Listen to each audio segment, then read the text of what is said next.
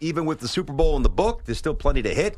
And we welcome Cato June now, NFL analyst, former Colts linebacker, and he is with us here on CBS Sports Radio, Tiki and Tierney. Cato, how you doing, buddy? How's it going, fellas? All good. I wanted to ask you something different about that final play call because we've dissected it a million ways, and at this point it's almost overly repetitive. I think, forget about Carroll or Bevel abandoning the run for the pass. I think that, to me it's more of an indictment on Russell Wilson and almost less about Pete Carroll. And I'll tell you why, and tell me if you agree or disagree.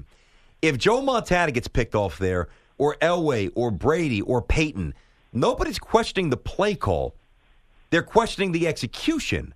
But by questioning the play call, I think in essence what a lot of people are saying, well, Russell Wilson is more of a function of what's behind him rather than his right arm. What do you think?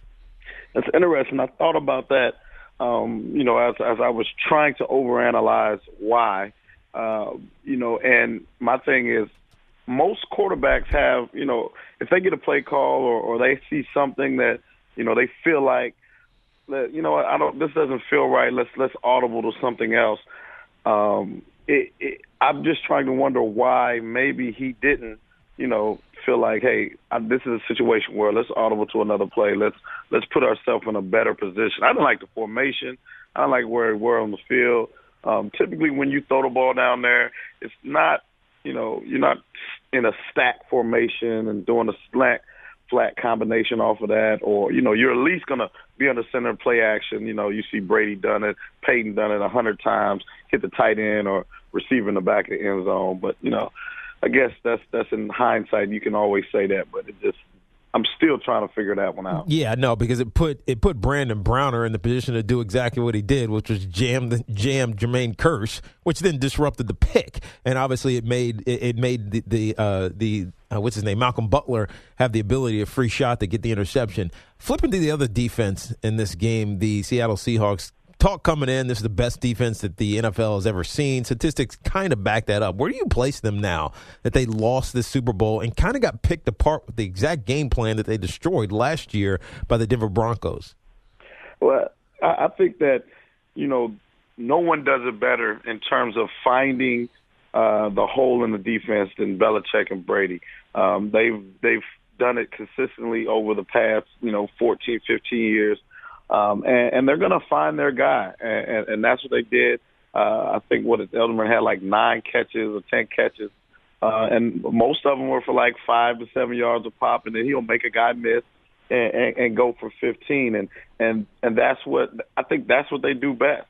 They find a hole in the defense. Not to say that the Seattle's defense isn't great, it's one of the best ever, because it is. They have a lot of good players, but at the same time, there are still things that, you can find an advantage on, no matter if it's the Chicago 85 Bears or, those guys from Minnesota. The Purple it People doesn't matter Eaters. who it is. There you go. Absolutely. Uh-huh. Like every defense has something that you can find a disadvantage. And I think that they do the best job of finding the disadvantage on a defense. Yep, you got LT's Giants, you've got the Steel Curtain, you've got Ray Lewis's Ravens. I hear you. A lot of great defenses out there. It's Cato June, former linebacker, played for the Colts and played for Tampa for a couple of years, the Bears as well, from Michigan. We'll get a little Harbaugh question in a minute. But you played with Peyton and you played against Brady. Who's better? It's not fair, man. Hey, life isn't fair. That's an unfair question. I played with Brady too, though. I played with Brady at Michigan, so I feel like I have a double. I have an allegiance to, to Peyton, but then also my Michigan ties are very strong. I really think, to say who's better, I don't know, man. Brady's you don't know. Come on. I'm saying Brady's tough. I mean, I played against Peyton at practice. I played against him once in Tampa. I mean, they're both great, and they do. I think they do different things great. Let me ask you this way: who has more pure talent? Peyton, right? Pure talent. I think he has more. He has more what you would call quarterback talent. But to me, there's more to play in quarterback than just having a strong arm, being able to move.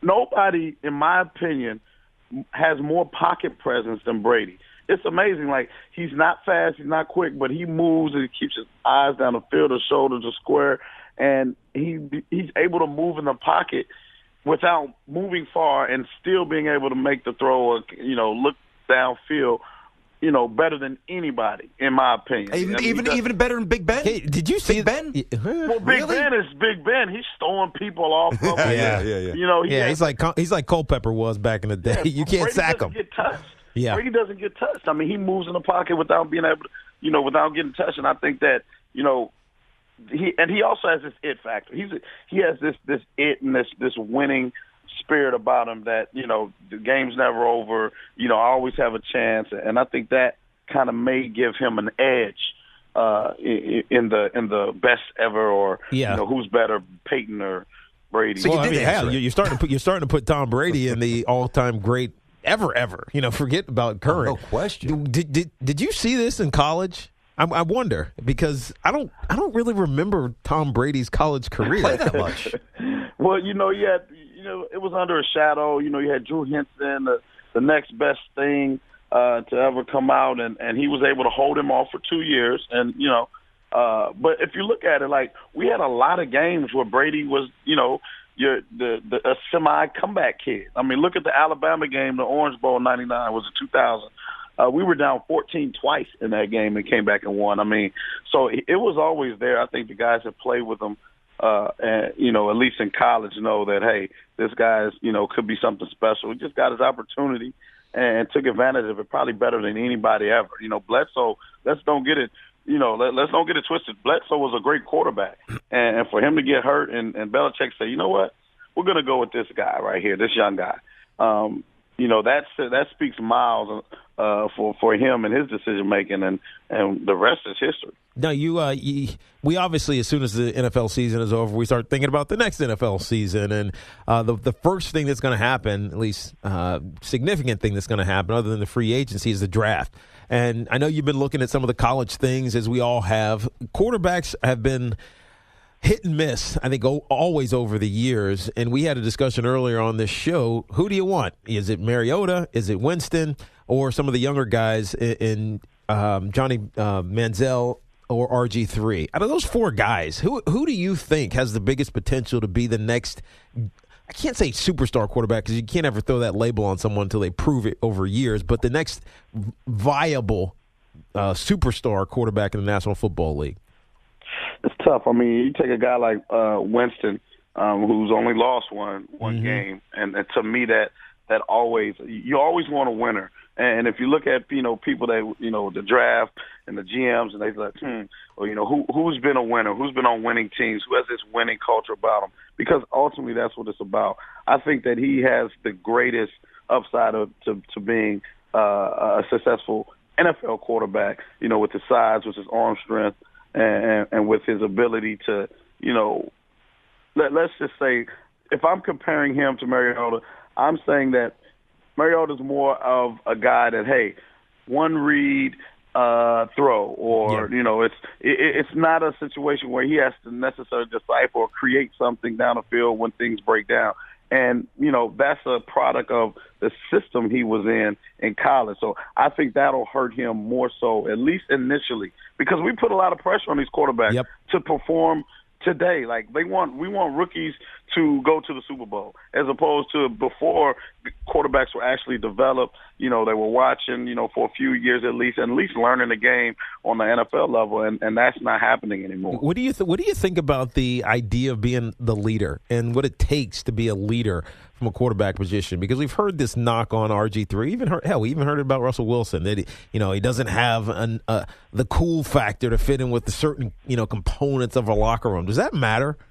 Absolutely. I think that, and I talk to my young quarterbacks the same way. I say, I always say, as a quarterback, you can't act like a DB. It's just different for you. It's different. You have to carry yourself different. The team always looks at you differently. There's more pressure. And one, you're not only just the leader of the offense, but you're pretty much the leader of the team. And that's kind of like that from grade school on up, and you kind of have to develop this air about yourself, almost like a semi coach, and people have to follow you, because if they don't believe in you, and they don't follow you, it's going to be hard for your team to have any success. Cato, good chatting. First time we've had you on the show. Cato June, analyst for the NFL, played in the NFL, Michigan, primarily with the Colts. Good perspective on Manning and Brady, and hopefully your boys in Ann Arbor have a good signing day tomorrow. I know you'll be watching, right? Absolutely. I'll be Attaboy. right in front of the TV. Nicely done, Cato. Talk to you soon, buddy. All right. Thanks. All right.